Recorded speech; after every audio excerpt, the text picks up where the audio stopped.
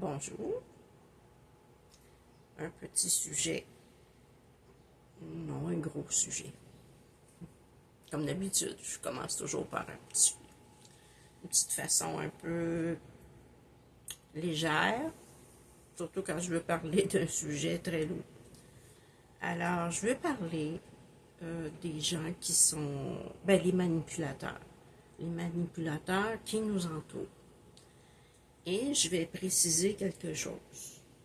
Les pervers narcissiques sont tous manipulateurs, mais les manipulateurs ne sont pas tous des pervers narcissiques.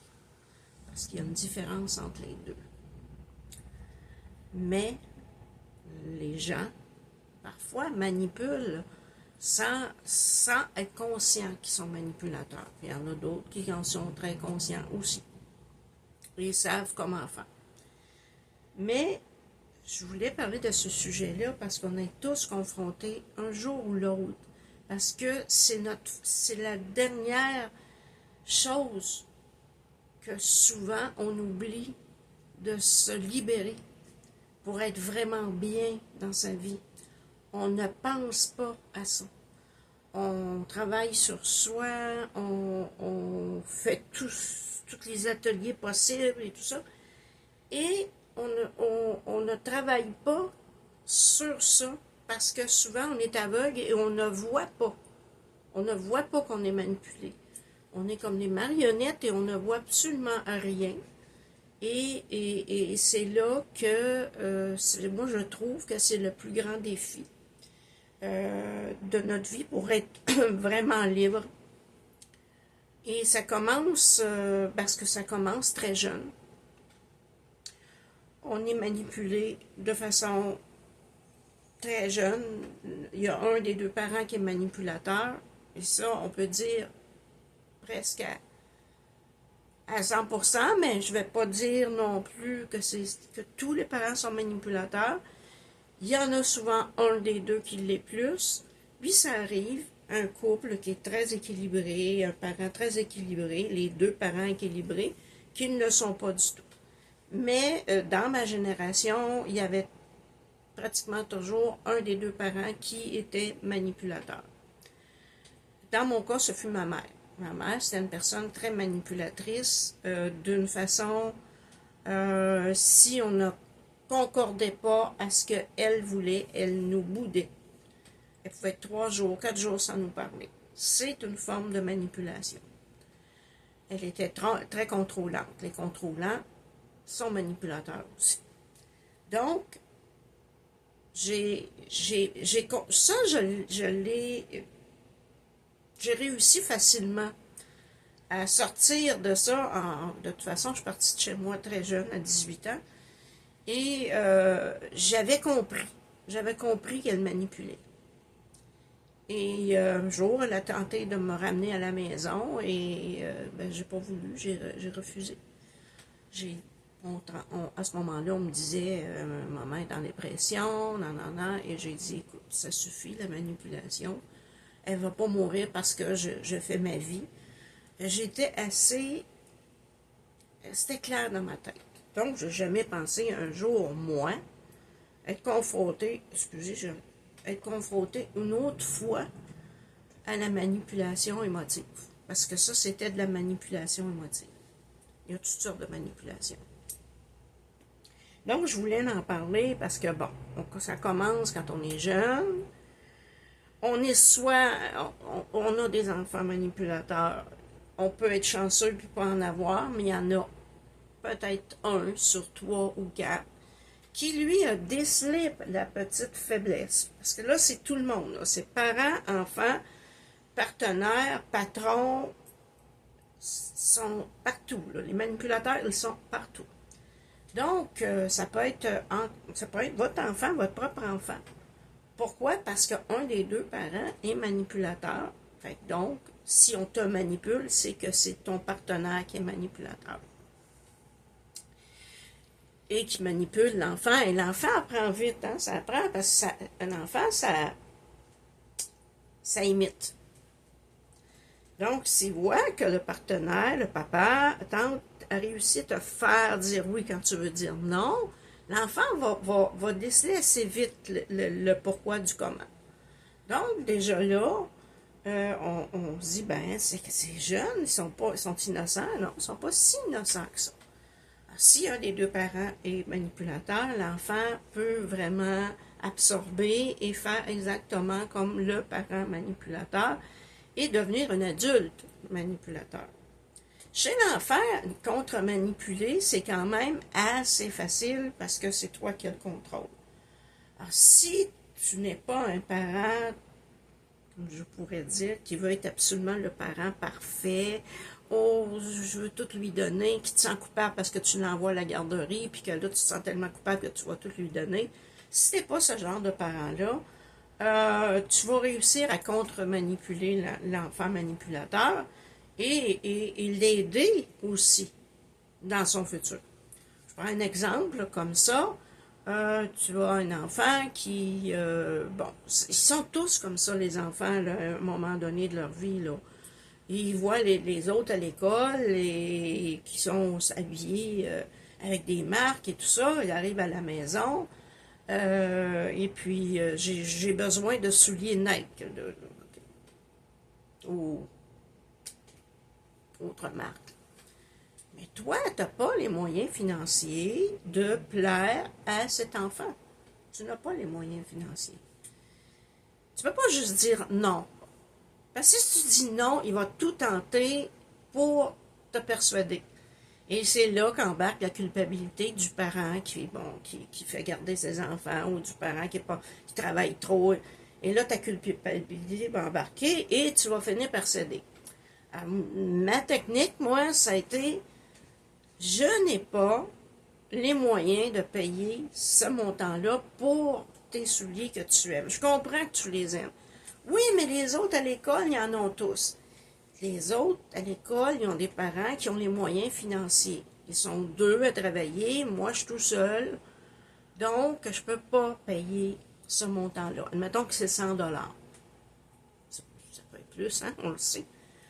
Donc, moi, pour ne pas l'embarquer dans une négociation de manipulation, je disais, écoute, je sais que tu les aimes, ces souliers-là. Regarde, on va travailler ensemble. Moi, je vais t'en payer la moitié, ce qui serait le prix que je pourrais mettre sur une paire de souliers. La moitié de ça. Et toi, tu vas aller soit garder, soit faire des petits travaux, hein? Parce que, bon, la plupart de ces demandes-là, les jeunes sont dans l'adolescence la plupart du temps. Tu vas, parce qu'à 5 ans, ils ne vont pas te demander des marques, là, c'est plus à l'adolescence. Donc, ce que tu peux faire, ça peut être justement aller garder.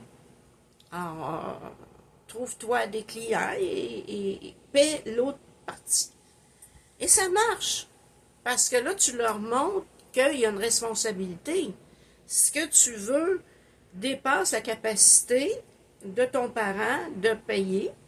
Et toi, si c'est ça que tu veux vraiment, ben tu trouves les moyens et à ce moment-là, tu te responsabilises. Fait que c'est une façon de contre-manipuler l'enfant. Je ne dis pas manipuler, le contre. C'est-à-dire de défaire sa manipulation parce qu'il va te dire, ah, il peut te dire, t'es pas un bon parent, tu gagnes pas assez, t'es pauvre. Et là, il commence à jouer dans tes émotions, là. Alors, pour empêcher ça, parce que c'est comme la seule manière de les faire réfléchir, c'est vraiment de leur donner une partie de la responsabilité. Et à ce moment-là, si tu es capable de négocier ça, ben après, tu vas pouvoir négocier autre chose. Et ils vont apprendre aussi que dans la vie, tout se négocie. Que tu ne peux pas demander ça et que l'autre va céder automatiquement à tes demandes. Donc, ils vont désapprendre à manipuler. C'est une façon, là, je vous parle, bon, ton parent, ben, comme je vous dis, les parents, ils sont manipulateurs, il y en a souvent 1 sur 2, et qui va avoir tendance à faire de la bouderie, ou si tu n'entres pas dans ce qu'il lui a décidé qui était sa façon de voir, il va tenter de te manipuler par des menaces. Tu n'auras pas ça, tu vas aller en punition. Non, en tout cas, si tu m'écoutes pas, c'est toujours avec des... Tu vas perdre ceci si tu fais pas cela. Mais c'est de la manipulation, là. Parce qu'elle prend plusieurs visages, cette manipulation-là. Et c'est pas nécessairement un parent toxique. Un parent toxique, ça va plus loin que ça, là. Un parent toxique va aller chercher des défauts en toi. Il va dire, t'es pas bon à l'école. Ou tu sais pas dessiner. Pourquoi tu perds ton temps? Ça, c'est toxique. Le manipulateur, lui, veut juste que tu fasses ce que lui, il veut que tu fasses. Fait qu'il va tenter de te manipuler de d'autres façons, par la culpabilité. Tu vois, je suis malade, mon cœur va pas bien, mais c'est à cause de toi. Il te culpabilise parce que tu veux pas entrer dans son jeu. Il sait peu la différence entre les deux. Sauf que le toxique ou le narcissique te détruit. Le manipulateur, lui, il essaie de te culpabiliser, mais il ne va pas essayer de te détruire parce que le manipulateur va aller jusqu'à te donner des compliments extrêmes pour que tu suives sa façon de penser aussi, là. Tu sais, il t'en remplit de compliments, fait que comme ça, tu te sens un petit peu coupable de ne pas écouter sa façon de voir, tu comprends? Il y a une petite différence, mais elle est subtile, subtile et subtile. Le partenaire, c'est la même chose. C'est un partenaire manipulateur, il l'a appris quelque part. Il l'a appris d'un parent. Lequel, c'est à toi de décider lequel des deux parents était manipulateur pour être capable de savoir comment contre-manipuler. Sauf que dans une relation amoureuse, c'est là qu'est le plus difficile de se rendre compte qu'on est manipulé. Et vraiment difficile. Pourquoi? Parce que cette personne-là est adulte, elle a appris une façon de faire, c'est bien ancré, là, c'est pas un enfant de 9 ans, 10 ans, 12 ans, là. Et c'est un adulte qui a bâti sa vie sur la manipulation et qui étudie les personnes. Moi, j'ai quelqu'un qui m'a dit comment il manipulait. Il m'a expliqué sa façon de faire. Ça ouvre les yeux, hein? Tu te dis, ah ben, je pensais jamais que c'était comme ça. Mais ces personnes-là sont super intelligentes en partant et ils ont étudié la façon de faire en sorte de te faire tomber. Et que ce soit toi ou une autre personne, ils vont aller chercher le petit point faible de la personne, ses besoins du moment. C'est pour ça qu'on entend un homme ou une femme, parce qu'il y a des femmes manipulatrices aussi, qui vont dire « Ah, avec moi, tu souffriras pas. » Ou « Avec moi, tu vivras pas ça. » Là, tu es en train de t'embarquer, là. On est en train de te dire là, « Moi, je suis pas comme les autres, puis garde avec moi, tu vas être bien. » Là, on est en train de te raconter une histoire. Parce que c'est pas ça la réalité. Mais là, le manipulateur ou la manipulatrice va en premier t'écouter. Elle va te faire parler. Quand tu rencontres une nouvelle personne, elle va te faire parler. Et elle va déceler ta faiblesse. Ça, c'est sa première façon de faire. Elle va aller chercher ta faiblesse. Et ces gens-là sont extrêmement bons en analyse. Ils sont vraiment bons. Ils sont capables de détecter la petite bébite que toi, tu te penses fort là-dedans. Là. Tu te penses fort puis tu te sens pas manipulé. Oui, ça te fait plaisir d'entendre ça. Voyons donc, je vais prendre soin de toi. Je vais pas faire ça. Là, toi, ça te fait plaisir parce que peut-être dans les relations d'avant, tu as souffert. Et là, on vient te dire, regarde, moi, je vais prendre soin de toi. tu vivras plus ça, là. C'est fini. Moi, là, je suis la personne que tu as besoin. Et là, ça commence comme ça. Mais tranquillement s'installe la manipulation. Et là, c'est difficile de t'en sortir. Parce que au moment où tu veux résister, que tu te rends compte que tu es manipulé, là, elle va tout simplement te dire, mais écoute, pourquoi tu réagis comme ça? Moi, je veux juste ton bien. Ou bien, si ta faiblesse à toi, parce qu'on a des, hein, on a des petites insécurités, si tu n'as pas 100% confiance en toi, là, cette personne-là va la détecter. Fait qu'à ce moment-là, elle peut dire, ah, t'es une personne avaricieuse. Mais toi, si ça vient te toucher parce que tu n'as pas confiance en toi, dans le fond, tu sais que tu ne l'es pas, que tu es une personne de cœur, que tu donnerais ta chemise ou que tu donnerais la moitié de ton sandwich pour aider quelqu'un. Dans le fond, tu le sais, mais là, elle vient te toucher quelque chose, puis là, tu ne veux pas passer pour ça. En fait, tu te dis, mais non, je veux pas qu'on pense ça de moi, alors que dans le fond, tu ne l'es pas. Alors, tu vas jouer le jeu en disant, regarde, je vais te le prouver que je ne le suis pas.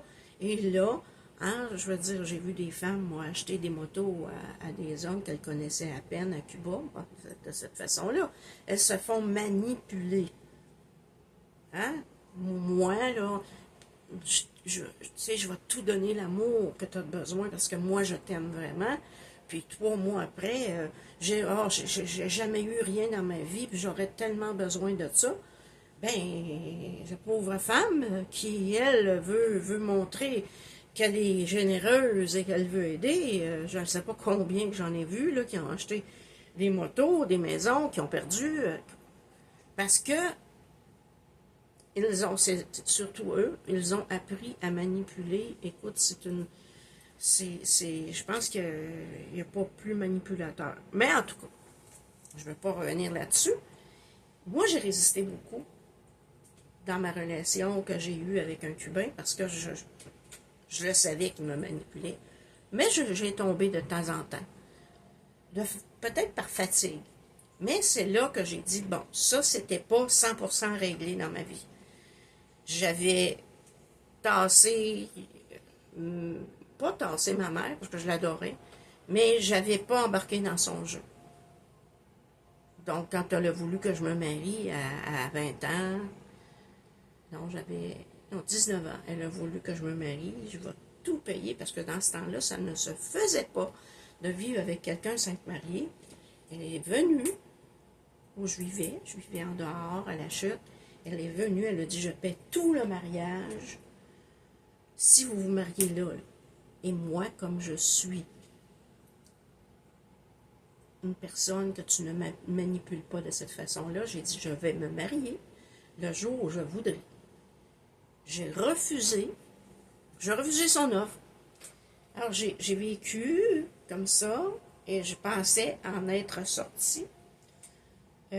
Parce que, bon, après ça, ben, j'ai eu mon premier mari où j'ai dû m'en sortir aussi, mais lui, c'était une manipulation par la peur, parce qu'il y a différentes façons de manipuler. Moi, c'était par la peur de perdre mes enfants que je suis restée si longtemps. Encore là, j'ai cru en être sortie quand je me suis divorcée, mais il y avait un petit quelque chose qui était resté que je ne me suis pas rendu compte et que je n'ai pas vu venir. Il a fallu un divorce avec mon dernier mari que j'ai adoré et qui, bon, a décidé un jour qu'on se séparait, pour me retomber au niveau, tu sais que, moi je vous dirais, de la faiblesse émotive, puisque bon, quand tu te fais rejeter par ton mari, c'est très dur de revenir de ça, et ça, c'était un choc. Alors, bon, c'est sûr que j'étais beaucoup plus fragile à manipuler, quoique j'ai retourné des personnes qui ont tenté, je les ai retournées tout simplement, qui tentaient de me contrôler, me manipuler, quelques personnes, et que j'ai fait virer de bord. Et par contre, une personne a tenté et réussi à venir, pas tant que ça, comme je vous dis, parce que j'ai toujours cette force-là que j'avais avec ma mère, mais je me rendais compte qu'à certains niveaux, il fallait que je travaille la contre-manipulation.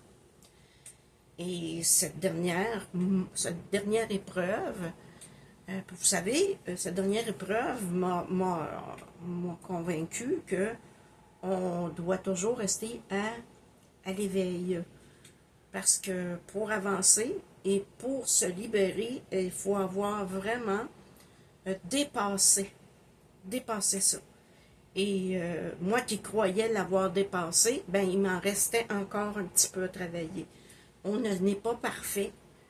Quand on chemine, vous savez, cheminer, c'est un travail à long terme. Et il ne faut pas croire qu'on est les meilleurs. Il faut savoir qu'on a des choses à travailler et à apprendre toute notre vie. Mais la manipulation, c'est l'épreuve finale que j'appelle. L'épreuve finale pour vraiment prendre le contrôle sur sa vie. L'épreuve finale pour te dire, est-ce je m'aime et je vais me choisir. Et on ne me manipulera plus. Et comme je vous dis, ça arrive à tout âge. Je suis coach de vie, mais un coach de vie a passé par toutes les expériences qu'il va t'aider à guérir. Vous savez, quand on étudie en psychologie, on doit faire on doit aller en thérapie avec un autre thérapeute. Pourquoi?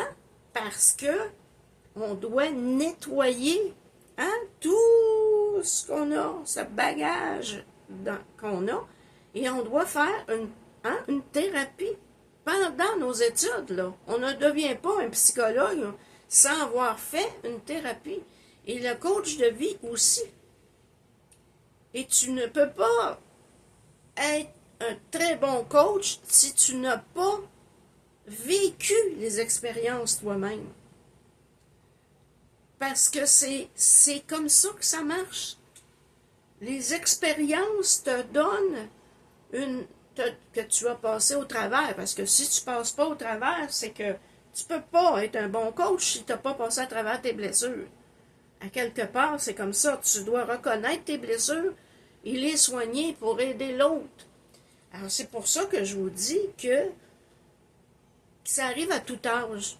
Que si c'est pas complètement nettoyé, que ce soit toutes les blessures possibles, si tu les as pas complètement nettoyées, on va te les remettre sur le nez.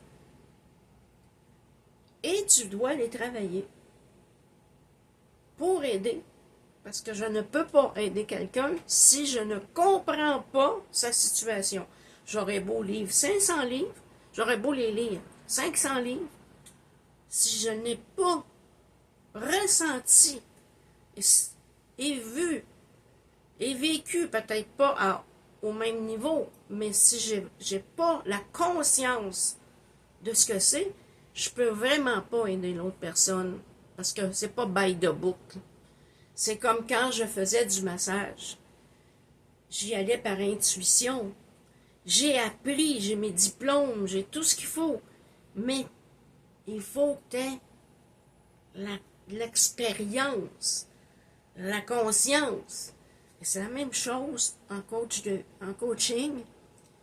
Quand tu veux vraiment aider quelqu'un, vous savez, bon, je savais déjà qu'est-ce que c'était que la manipulation, puisque, bon, on avait tenté dans le passé. Mais je l'ai revécu d'une façon différente, parce que cette façon-là, je ne l'avais pas connue. Et je l'ai revécu pour finir le nettoyage. Et, tu sais, les personnes qui te boudent, qui ne te parlent pas, c'est des personnes qui tentent de te manipuler par la punition. Ça peut durer des années, hein? Une personne peut cesser de te parler parce que tu n'as pas été t'as pas fait ce qu'elle a voulu. Elle décide de te parler pour te punir. Mais toi, en tant que personne, il ne faut pas que ça te punisse. Parce que là, si tu as de la tristesse, c'est parce qu'elle a réussi à te manipuler. Si tu lâches prise, que tu dis, c'est ton choix, ça t'appartient, elle ne réussit pas à manipuler. Parce que la manipulation, je vous l'ai dit, elle a 1001 visages. J'ai écrit un beau texte là-dessus que je vais partager en dessous de ma vidéo. Vous allez lire, on va aller dans... parce que je crois sincèrement que c'est l'épreuve la plus difficile à dépasser parce qu'elle vient te chercher dans ton être le plus profond. Parce que les manipulateurs ont été chercher ta petite faiblesse. Et ils savent comment faire. Je vais justement vous parler justement de quelqu'un dont la mère était la manipulatrice la pire au monde et elle a détruit cette personne-là. Parce que tu as des enfants qui sont plus sensibles que d'autres. Et sur 3 ou 4 enfants, tu en as un qui est plus faible à ce niveau-là.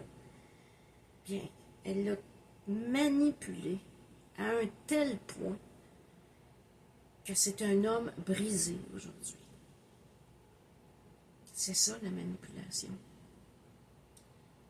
Si c'est le père, vous savez, un père abuseur, c'est de la manipulation aussi. Mais si le père est toujours en train de te dire « tu ne seras jamais bon, nanana, c'est une façon de te... » Mais là, comme je vous dis, à ce moment-là, il devient toxique. Mais s'il te dit si tu réussis ça, je vais te donner ça. Là, le jeune travaille pour obtenir ce qu'il veut, puis au moment, le père le sait que le jeune ne sera pas capable. Et là, il va lui dire, ben regarde, tu n'es pas capable. Tu n'as jamais été bon là-dedans. Va-t'en dans un autre métier. Moi, j'ai connu un père qui a dit, non, ce que tu as choisi, c'est complètement stupide. Va-t'en dans un autre métier, tu ne seras pas capable de faire ça. Ça n'est une forme de manipulation, parce que le père voulait que le fils fasse ça. Et il l'a découragé. Au lieu de dire, tente ton expérience. C'est comme ça. Tu vas faire ce que je veux ou je te parle plus. Tu vas faire ce que je veux ou je vais te déshériter. C'est la manipulation. Puis ça, ben, il y en a toujours, comme je vous dis, rares sont les gens qui n'ont pas eu un des deux parents manipulateurs. Pourquoi? Parce que, c'est bien triste, mais c'est comme ça. Il y en a, comme je vous dis, que ça n'est pas arrivé, qui ont vécu une enfance parfaite, mais ces gens-là ne vont pas tenter non plus de te manipuler. C'est des gens honnêtes, des gens vrais, des gens qui sont vrais avec eux-mêmes, vrais avec toi. Quand tu en rencontres une personne comme ça, garde-la dans tes amis, parce que vraiment, il n'y en a pas tant que ça. Je ne dis pas qu'ils sont rares, qu'ils n'existent pas, mais il n'y en a pas tant que ça. Alors, c'est à toi d'apprendre à voir tout de suite à qui tu as affaire. Ne t'ouvre pas si facilement que ça à une personne que tu ne connais pas. Surtout si c'est une personne qui tente de te charmer. Aux gens, si on va faire un atelier puis on est là pour s'ouvrir, c'est pas la même chose. Mais là, tu viens de rencontrer, mettons, moi, je rencontre un homme. Je ne dois pas m'ouvrir si facilement. Je dois écouter. Je dois écouter ce qu'il dit. C'est à moi d'écouter. Je veux voir ce qu'il dit. Non, je veux écouter ce qu'il dit. Je veux voir, mais je veux voir ce qu'il fait. Tu comprends? Tu viens de rencontrer quelqu'un, puis bon, tu dis que tu es divorcé, tu dis que bon, là, s'il tente trop d'en savoir trop la première fois, c'est pas bon signe. Évite d'en parler. C'est c'est juste une mésentente. Bon, on est arrivé là, mais parle pas trop. Pourquoi? Parce que lui, là, il écoute, il va analyser. Après ça, il va venir jouer dans tes faiblesses. Les manipulateurs, là, ça paraît pas au premier abord. Hein? Ils n'ont pas l'air de ça du tout, du tout. Ils ont l'air des anges, carrément des anges. Mais pour être sûr que tu n'as pas affaire à un manipulateur, parle pas trop. Dis-en pas trop. Puis, au bout de quelques semaines, tu vas voir. Il y en a qui sont, comment je te dirais ça, qui sont subtils. Fait que c'est pour ça qu'ils vont tenter de connaître ton histoire par d'autres aussi. Pour arriver, pour venir frapper directement dans ton point faible. Alors, voilà. C'est exactement ça. Et comme je vous dis, un pervers narcissique est manipulateur, mais le manipulateur n'est pas un pervers narcissique nécessairement. Parce que la manipulation se fait en douce, avec beaucoup de gentillesse et beaucoup d'amour. Et toi, tu as comme pitié de cette personne-là, parce que elle va se mettre en victime pour te manipuler.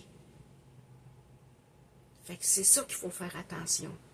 Tombe pas dans le jeu, parce que cette personne-là, qui est fine et intelligente, va jouer le rôle de la victime pour que tu tombes dans son jeu et te manipule en douce. Comme je vous dis, l'enfant qui veut des souliers trop chers et que toi, les autres à l'école vont rire de moi, est en train de te manipuler en douce, là, par la pitié, la victime. L'adulte va faire pareil aussi. Un adulte qui est très manipulateur, qui a vécu toute sa vie comme ça, va faire la même chose, va jouer à la victime pour que tu cèdes. Ça fonctionne comme ça. Et toi, ben, dans ta façon, surtout si tu es un super empathique, un peu comme moi, qui est capable de te déshabiller pour donner des souliers à quelqu'un qui n'en a pas, là, il faut que tu sois d'autant plus en éveil. Parce que cette personne-là, qui est devant toi, va jouer la victime. Puis toi, ben, tu as de la difficulté à accepter que les autres souffrent. C'est difficile. Donc, tu vas tomber dans le panneau. Alors, c'est pour ça que je te dis, apprends à lire la manipulation. Premièrement, les grands manipulateurs jouent à la victime. Fait que retiens ça. Une victime, devant toi, il y a des chances que ce soit un manipulateur. La personne qui te promet qu'il va te rendre heureux ou heureuse, il y a des chances qu'on se fait manipuler. Fait que moi, je vous dis une chose, si on te fait des grandes promesses comme ça, apprends à dire « je veux voir ». Je ne veux pas entendre, je veux voir ce que tu vas faire. Ça, c'est une des premières choses qui nous fait tasser la manipulation. Et la deuxième, c'est « je suis triste pour toi, mais je ne peux pas te sauver. Je ne peux pas, parce que tu es responsable de te sauver toi-même. » Et c'est dur à faire quand on a une tendance à être empathique. Dire, écoute, tu es une victime, oui, je comprends ta souffrance et la souffrance que tu as vécue, mais c'est à toi d'en sortir. Oh! Et ça s'appelle être devenu vrai, ne plus avoir peur, être soi, être honnête avec soi et apprendre à vraiment maintenant s'aimer. Alors, si vous pensez avoir quelqu'un qui vous manipule à l'heure actuelle dans votre vie, ben, faites ce que je vous dis, là. Apprenez à ne plus vous laisser embarquer dans ça. Que ce soit votre enfant, votre mère ou votre partenaire, c'est la même façon de faire. OK? Même façon. Vous tentez, vous dites, bon, moi, je ne, comme je vous dis à votre enfant, je ne on va négocier. Moi, avec les enfants, je trouve que les enfants, c'est plus facile parce ils sont pas conscients, là, d'être manipulateurs. Fait que c'est plus facile, on va négocier. Moi, j'appelais ça comme ça. Yeah, on va négocier, c'est ça que je suis prête à faire, c'est ça que je suis prête à te donner comme permission. Bon, ok, on négocie. Fait que là, je leur ai appris jeune à négocier. C'est bon. Parce que je savais que je pouvais pas. Un non sans raison, là, ça marche pas. Ça marche pas. Tu sais, non, non. L'enfant va tenter d'une autre manière jusqu'à temps qu'il va te faire tomber, puis c'est fatigant, là, parce qu'à un moment donné, là, tenter de se faire manipuler de toutes les façons par son propre enfant, là, je peux vous dire qu'à un moment donné, là, c'est fatigant. Fait que tandis que si tu as décelé la tendance de, ben, tout de suite, tu es capable de faire une négociation. Avec les parents, c'est pareil, mais quand un parent est extrêmement contrôlant, ben tu peux aussi tenter de négocier. Moi, en tout cas, j'ai tenté de négocier avec ma propre mère. Ça marchait. J'étais pas manipulatrice. Je me faisais manipuler par elle parce qu'elle disait ah, t'es pas comme les autres. Pourquoi t'es pas comme les autres? Elle tentait que je me plie à sa façon. Fait que ça, c'est de la manipulation. Mais moi, je suis une mouton noir de la famille. Je suis celle qui a voulu dépasser, dépasser tous les blessures de la famille, inconsciemment, si vous voulez. Mais moi, je leur disais, je ne suis pas les autres. Je disais ça. J'ai dit, je suis partie à 18 ans de chez nous pour cette raison-là. Je ne suis pas les autres. Je suis moi. Ça a été dur pour elle, c'est sûr. Mais je suis moi. Et comme je dis, j'ai eu à confronter un mari manipulateur. Pourquoi? Parce que je ne savais pas ce que je confrontais en réalité. Tout ce que je savais, c'est qu'il fallait, je ne voulais pas me plier à ça. Je ne voulais pas faire comme les autres. Et bon, mon premier mari a été un homme qui me manipulait par la peur de perdre mes enfants. Si je ne me pliais pas, ben, il me disait, je vais m'en aller, je vais m'en aller avec les enfants, puis tu vas les perdre. Puis moi, mes enfants, c'est de l'art, fait que j'ai cédé jusqu'à ce qu'un jour je me dise, ça suffit. Ça suffit, cette manipulation-là. Et j'ai dépassé ça. Et bon, il m'en restait une partie qui était mon côté empathique, que j'ai pas, comme je vous dis, que je me suis pas rendu compte parce que à partir de mon premier divorce, j'ai pas eu à rencontrer des gens comme ça. Parce que j'avais un gros travail de fait, moi, là, sur la manipulation. Mais là, il est arrivé que, bon, je suis une personne qui donne beaucoup et trop, et trop, et qui, à un moment donné, j'ai eu à confronter la dernière partie de la manipulation, qui est la manipulation émotive. Dans le sens que on vient jouer vraiment là, dans tes émotions profondes. Et je l'ai contré en moins de temps que j'aurais, en fait, en moins de temps que j'aurais pris si j'avais été plus jeune. La même situation, je l'aurais vécue à 20 ans, je pense que je l'aurais vécu des dizaines d'années. Mais à mon âge, j'ai tout de suite enclenché en me disant, oh, minute, qu'est-ce qui se passe? Bon, qu'est-ce qui se passe avec toi? Bon, ça. Et parce que j'ai l'expérience, et l'expérience, comme je vous dis, j'avais à le vivre parce que, bon, je remercie Dieu de m'avoir fait vivre cette expérience-là, parce que cette expérience-là m'a fait grandir, vous avez encore plus, m'a libérée, je suis vraiment maintenant libérée de toutes mes petites peurs qui me restaient. Toutes mes petites peurs là, qui me restaient, puis qui étaient inconscientes, j'en suis libérée. Et je remercie Dieu d'avoir vécu ça. Je remercie l'univers, enfin, cette petite partie-là, ces petites bébites-là, là, qui restaient, puis j'étais pas consciente, j'en suis libérée. Et je les ai fait morceau par morceau, par morceau, par morceau. Et là, je suis libre, enfin libre. Et ça, là, ça vaut cher. Mais comme je vous dis, la manipulation en fait partie de votre libération. Et si vous ne réussissez pas à vous libérer de toute forme de manipulation, vous n'êtes absolument pas libre. Absolument pas libre. Vous êtes prisonnier de vos émotions. Alors, libérez-vous, peu importe où elle se trouve, la manipulation, trouvez-la. Et libérez-vous. Et ensuite, vous allez pouvoir dire, je suis libre, je m'aime et comment je vous dirais ça? Enfin, j'ai dépassé toutes mes peurs. Alors, j'espère que cette vidéo vous a aidé. Je l'espère.